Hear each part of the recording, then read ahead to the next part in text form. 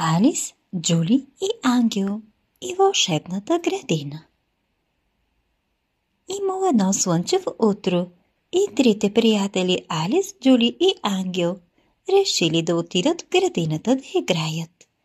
«Хайде да видим какво можем да открием днес», казала Алис и подскочила от радост. Докато се разхождали, те забелязали нещо странно. Една малка вълшебна вратичка между два големи храста. «Какво ли има зад нея?»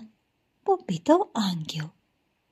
«Нека да проверим», извикала Джули. И тримата приятели дръпнали вратичката и пуф, попаднали в градина, където цветята можели да говорят, птичките пеели като хор, а тревата се поклащала ритмично като на музика. «Добре дошли!» казало едно червено цвете с усмивка. «Вие сте трите смели следователи. Можем ли да поиграем с вас?» попитала Алис. «Разбира се! Играта днес ще бъде танцуваща градина!» И така, Алис, Джули и Ангел започнали да танцуват с цветята.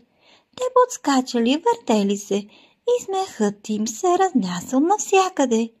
Дори малките пеперути се присъединили към играта.